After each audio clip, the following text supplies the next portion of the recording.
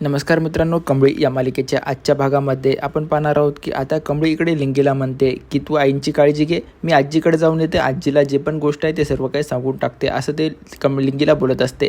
त्यानंतर लिंगीला ते म्हणते की तू बघ, आई जर उठली तर आईला येते कॅन्टीनवरून काहीतरी खाऊ घाल आणि आईला बरं वाटेल जेवण केल्यानंतर, आणि आईची काळजी घे, आईपासून दूर जाऊ नको, असं ते बोलत असते. आणि लिंगीला सर्व सांगून दिल्यानंतर ती आता आजीकडे जाण्यासाठी निघालेली असते. आजीकडे जाता जाता आजीच्या घरामध्ये प्रवेश करताना कमळी स्वतःला बोलते की जर आजीला कळालं की आपली आई जिवंत आहे तर आजीला आनंदच होणार आहे. मात्र तिनं जर आपल्याला बोलली की तुम्ही आता दोघी पण इथंच येऊन राहा तर ते खूप अवघड होईल. आता कमळीला प्रश्न पडलेला असतो की आपण आजीला सर्व काही सांगावं की नाही. मात्र कमळी म्हणते की आजीला मी सांगून देईल. मात्र आजीने इथे राहायला बोलवल्यानंतर त्यांना साफ नकार देऊन टाकल, असं कमळी विचार करते आणि घरामध्ये जाते. घरामध्ये गेल्यानंतर तिला तेवढी तिथे अनिका भेटते आणि अनिका म्हणते की तू आलीसच का परत इथे, या भिकाऱ्या लोकांसारखं तू आमच्या घरात सातत का येत आहेस, तुला काही समजत नाही का, असं ती बोलत असते आणि कमळीला अडवण्याचा प्रयत्न करते. मात्र कमळी म्हणते हे बघ, हे घर माझ्या आजीचं आहे आणि मी केव्हाही येऊ जाऊ शकते, असं ती त्यांना सांगत असते. त्यानंतर ते आता तिथे ग्लॅनी आजी येते आणि ग्लॅनी आजीला वाटतं की हिला काय सर्व काही कळालेलं आहे काय, ती माझ्या आजीचं घर आहे असं डायरेक्ट कशी काय बोलली, असं ग्लॅनी आजीला वाटायला लागतं. त्यानंतर आता कमळीला वाटायला लागतं की आपल्याला तर हे आतमध्ये जाऊ देतात की नाही, असं तिला वाटायला लागतं. त्यानंतर तिथे अनिकाची आई राधिका पण येते आणि त्यानंतर ती बोलायला लागते की हे बघ कमळे, तू किती कशाला आलेली आहेस, असं विचारायला लागते. त्यानंतर अनिका म्हणते की ही कशाला येतात, भिकारडी मागा आली असेल भीक मागायला. आणि त्यानंतर ते बोलायला लागतात की हो कमळे, तुझ्यासारखी माणसं आमच्या श्रीमंताचा फक्त फायदा घ्यायला येतात आणि आली असशील तू पैसे मागायला, असं ते बोलत असते. त्यानंतर कमळी त्या सर्वांना उत्तर देत म्हणते की हे बघा, तुम्हाला जे काय बोलायचं ते बोलून जा, तुमच्या बोलण्याचा माझ्यावर काही फरक पडत नाही, कारण की तुम्ही साफ खोटं बोलताय, असं ती कमळीला वाटायला लागतं आणि ती सांगत असते. त्यानंतर अनिका म्हणते की हे बघ कमळे, तू इथून चालती हो, असं बोलते. त्यानंतर कमळी म्हणते की हे बघ, मी तर आजीला भेटल्याशिवाय इथून काही एक पावलं बी मागे हलत नाही, असं ती म्हणत असते. त्यानंतर अनिका म्हणते की तुला काय सातत्याने आता धक्के मारण्याची सवय लागली आहे. आणि त्यानंतर ती म्हणते की चल, तुझ्या हाताला धरून मी आता बाहेर तुला हाकलून देते, आणि कमळीचा हात पकडते आणि ओढायला लागते. मात्र कमळी जाग्यावरून हालत सुद्धा नाही तिला. त्यानंतर आता कमळीला ती 2-4दा ओढायला लागते, मात्र कमळीचं काही ती हालत सुद्धा नाही. त्यानंतर आता कमळी तिला झटका मारते आणि ती अनिका खाली पडते आणि सर्वजण तिला सावध व्हायला सांगतात.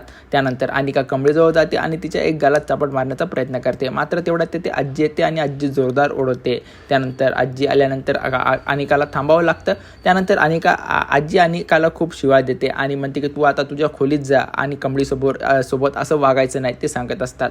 त्यानंतर तिथे ग्लॅनी आजी आणि रागिनी पण असते. त्यानंतर आता त्या अन्नपूर्णा बोलत असतात की तुम्ही दोघी असताना तिच्यावर एवढे चांगले संस्कार केले नाही आणि तुम्ही दोघी असताना तिला काहीच बोलत नाही, तुम्ही पण आता दोघी इथून निघा, असं बोलते. त्यानंतर आता इकडे अन्नपूर्णा कमळीला म्हणतात की हे बघ कमळे, तू बरं झालं आलीस आणि तुला पाहून खूपच आनंद झाला, असं कमळीला म्हणत असतात. त्यानंतर विचारतात की कमळे, तू इथं कसं काय आलीस, असं बोलत असते. त्यानंतर कमळी म्हणते की मला तुम्हाला एक खूप आनंदाची गोष्ट सांगायची आहे आणि ती गोष्ट सांगण्यासाठी मी इथं आलेलं आहे. तेवढ्यात तेथे आता सांगणार गोष्ट तेवढ्यात तिथे राजन येतो आणि राजन आल्यानंतर सर्वजण तिथे आता राजनला म्हणतात की कमळीला म्हणतो की कमळी, तू कधी आलीस आहे, आणि मी तुझ्याकडेच येणार होतो, कारण की तुला कॉल पण करणार होतो आणि इकडे बोलून घेणार होतो. तू बाबांना ज्या तेलाने माशाच करायची ना, ते तेल आम्हाला हवं होतं आणि ते मागवण्यासाठी आम्ही तुझ्याशी कॉन्टॅक्ट करणार होतो, कारण की त्या तेलामुळे आता बाबाला बरं वाटायला लागलं, असं राजन कमळीला म्हणत असतं. कमळी म्हणते त्यात काय आणून, मी तुम्हाला देईल ना गावाकडून आणून, असं त्यांना बोलत असते. तेवढ्यात तिथे राजनच्या फोनवर बंड्याचा फोन येतो आणि त्यानंतर बंड्याचा फोन आल्यानंतर राजन म्हणतात की राजनला बंड्या म्हणतो की कमळीला फोन द्या. त्यानंतर राजन कमळीला फोन दिल्यानंतर बंड्या सांगतो की हे बघ, जे पण तुला RTO ऑफिसवाल्याकडून गाडीचा नंबर, ज्या पण गाडीची मालकाच्या नावावर गाडी होती ते माहीत करून घ्यायचं होतं ना, त्या RTOवाल्याकडून मला फोन आला होता, पण मी आता तिकडे जाऊ शकत नाही, म्हणून ते तुलाच जावं लागेल, कारण की माझा हॉटेलचा मालक मला काय इथून जायला परवानगी देत नाही, असं बंड्या बोलत असतो.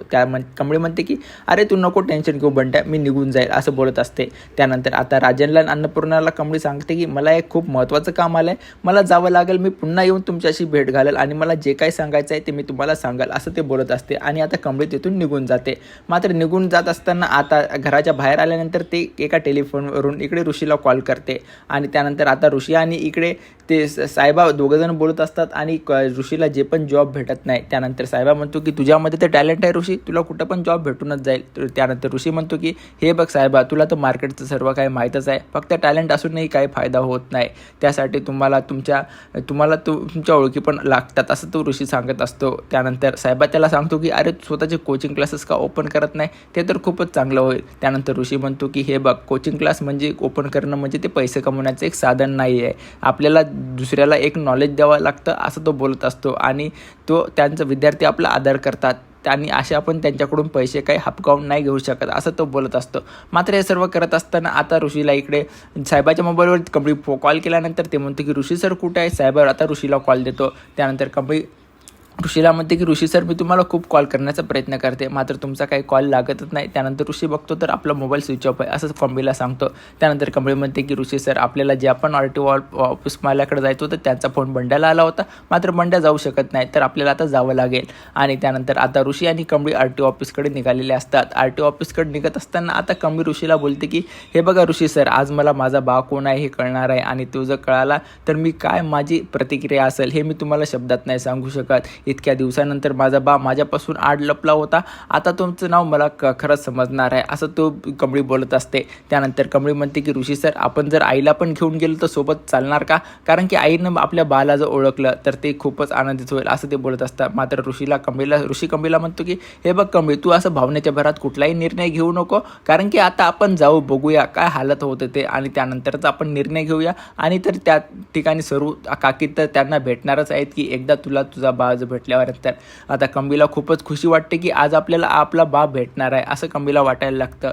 मात्र आता त्यानंतर ऋषी आणि कंबळी तिथे पोहोचल्यानंतर तिथे खूप हाणामारी अगोदरपासूनच झालेली असते, कारण की आता हे सर्व इकडे ग्लॅनी आजी जेव्हा कॉलवर कंबळी बोलत असताना हे ग्लॅनी आजीने पाठवलेले गुंड असतात. आणि ग्लॅनी आजी कंबळीच्या वडिलाचा जे पण आता पता आहे तो कळू द्यायचा नव्हता, त्यामुळे ग्लॅनी आजीने तिथे गुंडे पाठवलेले असतात. आणि ते गुंडे आता सर्व त्यांना मारझोड करतात. आणि जे पण रिपोर्ट होत्या कंबळीच्या वडिलांचे, जे पण आता ते साक्षी म्हणून त्या रिपोर्टच्या माध्यमातून समजणार होतं कंबळीचे नाव, वडिलांचं नाव कोण आहे ते रिपोर्ट पण त्या गुंडांनी आता जाळून टाकलेले असतात.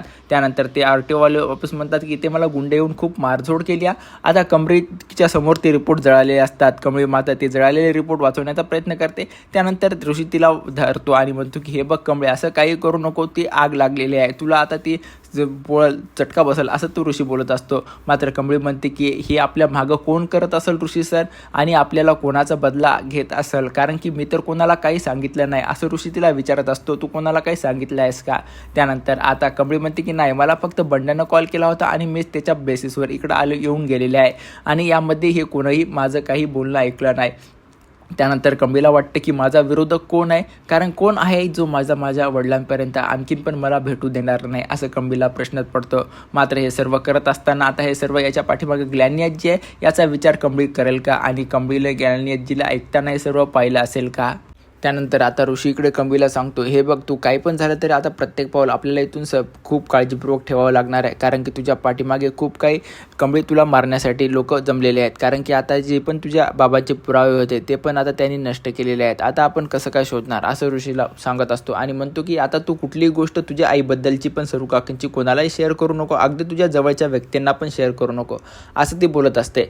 मात्र आता इकडे जे पण लिंगीने तिच्या आईची काळजी घेण्यासाठी कंबळीने तिला ठेवलेलं असतं, आणि लिंगी आता दरवाजा जे पण हॉस्टेलचा दरवाजा असतो तो बाहेर बंद करून बाहेर गेलेली असते कॅन्टीनवरून काहीतरी खाण्यासाठी आणण्यासाठी. मात्र ते हॉस्टेलचे जे पण मुली असतात आता त्यांच्या लक्षात आलं असतं की कंबळी आणि लिंगीच्या रूममध्ये कोणतरी आहे, कारण की रूममधून काही ना काहीतरी आवाज सातत्याने येत असतो. त्यानंतर ते आता म्हणतात की हेच आपल्याला चांगला फायदा झालेला आहे त्यांना अडकण्यासाठी, चला तर आपण रूम खोलून मध्ये जाऊया. मात्र त्या रूम खोलण्यासाठी मध्ये जातात तेव्हा ती लिंगी त्यांना बघते आणि म्हणते की तुम्ही इथं काय करत आहात, आत इथं चला, कोणी नाही असं बोलत लिंगी त्यांना तिथून हाकलून लावते. मात्र आता हे सर्व त्या मुली अनिकाला सांगतात. आता अनिकाला म्हणतात की कंबळीनं कोणाला तरी आतमध्ये ठेवलेलं आहे हॉस्टेलच्या. मात्र अनिका म्हणते की हे सर्व काय खरं आहे का. त्यानंतर त्या म्हणतात की हो हे सर्व काय खरं आहे असं बोलत असतात. आता अनिकाला चांगलाच फायदा भेटलेला असतो की कंबळीला आता खालीपणा दाखवण्याचा, कारण की तिने हॉस्टेलच्या आडमध्ये कोणाला तरी आता रूमवर ठेवलेलं असतं. आणि तेवढ्यात ते कॉल कट झाल्यानंतर तिला अनिकाला बोलण्यासाठी ग्लॅनी आजी येते, आणि ग्लॅनी आजी म्हणते की काय झालं अनिका, तू का एवढी चिडचिड करते आणि का सर्व प्रकार सांगून देते. हे बघ ती गावच्या गवार घरात सातत्याने येत असते, मात्र आपण तिला काही करू शकत नाही असं बोलत असते आणि म्हणते की मला ऋषीसोबत लग्न करायचं, मात्र त्याच्या आड आता कमळी येत आहे आणि तू काहीतरी कर ना, सातत्यानं मी तुला काहीतरी कर म्हणत आहे, मात्र तू अद्यापही काही करत नाही असं ग्लॅनी आजीला सांगत असते. ग्लॅनी आजी म्हणते की हे बाळा तू टेन्शन घेऊ नको, मी तुझ्यासाठी काही ना काहीतरी करल आणि त्या गायछापचा चांगला सबक शिकवल असं ग्लॅनी आजी त्या अनिकाला बोलत असते. त्यानंतर आता ग्लॅनी आजीने ते इथं डिसाईड केलेलं असतं की आता जे पण ते ऋषी आहे त्या ऋषीचं आपल्याला काहीतरी करावं लागेल, कारण की आपली अनिका त्या ऋषीपासून लांब लांब जात आहे असं त्याला वाटत असतं आणि अनिकाला आपल्याला जवळ काही ना काही करून आणावंच लागेल आणि त्या ऋषीला काही ना काहीतरी करून आपल्याला चांगला सबक शिकवावं लागेल असं त्या ग्लॅनी आजीला वाटायला लागतं. आणि त्यानंतर आता ग्लॅनी आजी सरळ नैनितारा यांच्या घरी जाते आणि विचारते की आता कशी तब्येत आहे सतीशची. मात्र नैनितारा त्यांना ओळखतात, तुम्ही सतीशच्या फक्त तब्येताची चौकशी करण्यासाठी इथे आलेले नाही, दुसऱ्याच कुठल्या तरी कामासाठी इथे आलेले आहेत. त्यानंतर ग्लॅनी आजी म्हणते की तुम्ही बरोबर ओळखलं असं आणि असं बोलत असतात. आणि त्यानंतर आता ग्लॅनी आजी म्हणते की मला तुम्हाला काहीतरी बोलायचं आहे, आपण बसून बोलूया का. नैनितारा म्हणते की मला खूप कामं आहेत, लवकर बोला काय बोलायचं ते. आणि त्यानंतर ते दोघे बसायला लागतात. तेवढ्यानंतर ग्लॅनी आजी त्यांना सांगते की हे बघ ते ऋषी फक्त कमळीच्या आजूबाजूला दोघं फिरत नाहीत तर ते असं बोलत असताना त्यानंतर नैनितारा म्हणते की हे बघा ते आमचं पर्सनल मॅटर आहे, त्यामध्ये तुम्ही पडू नका असं सांगत असते. मात्र तरी पण ग्लॅनी आजी म्हणते की हे बघा तुम्हाला काय वाटते फक्त ऋषी आता कमळीसोबत फिरतोय तर तसं नाही, तो आता मुलींच्या हॉस्टेलमध्ये तिच्यासोबत राहतोय सुद्धा असं ते बोलत असतात आणि कमळी त्याला लपून छपून ठेवलेलं आहे असं कमळीने हे सांगत असते. मात्र हे ऐकतात आता नैनितारा मॅडमला पूर्णपणे शॉक बसतो की आपला मुलगा आता हातातून निसटून चाललेला आहे असं तिला वाटायला लागतं. आणि त्यानंतर ग्लॅनी आजीनं पण त्यांना सांगितलं असतं एकदा का तुझा मुलगा तुझ्या हातातून निसटून गेला तर तू त्याला पुन्हा वापस तुझ्याकडे घेऊन येऊ शकत नाही असं त्यांना सांगितलेलं असतं. मात्र आता हे जे पण ग्लॅनी आजीचा गलतफहमी झालेला आहे की ऋषी कमळी बरोबर हॉस्टेलमध्ये झोपायला गेलेला आहे. आता हे सर्व ऐकून आता नैनितारा मॅडमचा पूर्णपणे ऋषीवरचा विश्वास हा उठलेला असतो आणि ही सर्व गोष्ट आता सतीशला कळल्यानंतर त्यांना काय वाटेल.